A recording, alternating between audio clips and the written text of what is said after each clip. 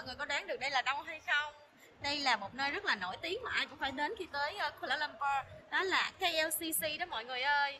Thường thì mọi người tới đây thì thường sẽ nghĩ là KLCC là chỉ dành cho những cái thành phần mà có tiền hoặc là những cái khu mua sắm rất là đắt tiền, đúng không?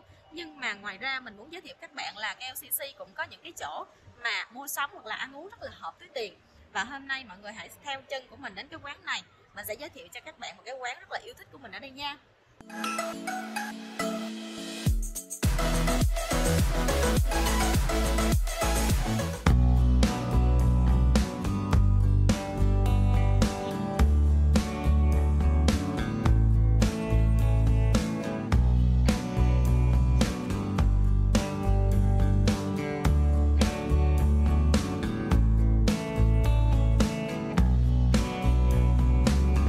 Matcha 108. Các bạn khi mà đến KLCC thì có thể đến đây ăn thử nha. Và hôm nay mình order một món rất là đặc biệt đây. Đây cũng là một món rất là signature của quán.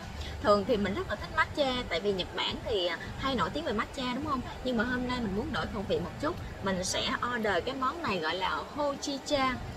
Hojicha cũng là một loại trà rất là phổ biến ở bên Nhật, và nó khác matcha ở chỗ là Hojicha là một loại trà rang, và người ta sử dụng những cái lá trà bancha rang ở nhiệt độ cao và ra cái loại trà này.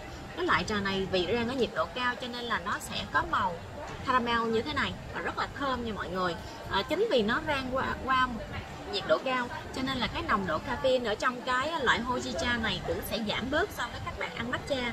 Vì vậy nếu mà bạn nào mà không có thích nhiều caffeine hoặc là cơ thể các bạn nhạy cảm với caffeine thì các bạn có thể thử loại này nha.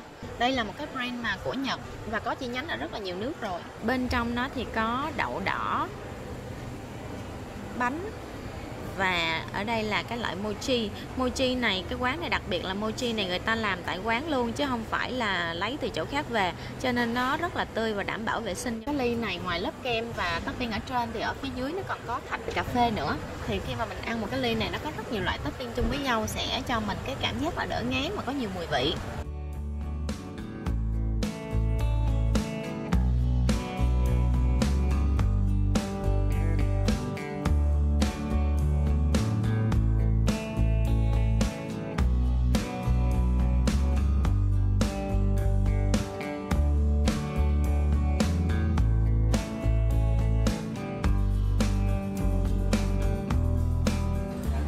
Bánh này ở trong cái nhân của nó mình sẽ có ở đây là trà xanh, còn ở trong cái nhân này thì mình sẽ có cái bánh mochi và một ít đậu đỏ trên đây ha mọi người.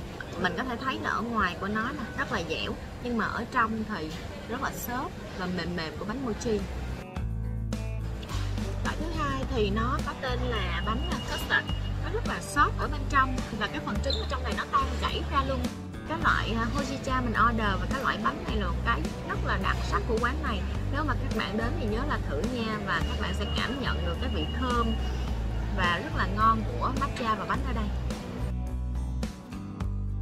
Nếu bạn nào đã ăn ở đây thử rồi thì hãy comment bên dưới cho mình biết ý kiến của các bạn nha. Nhớ like và subscribe kênh YouTube của mình để có thêm nhiều cái thông tin về cuộc sống ở Malaysia. Và hẹn gặp lại các bạn ở những video tiếp. Thank you.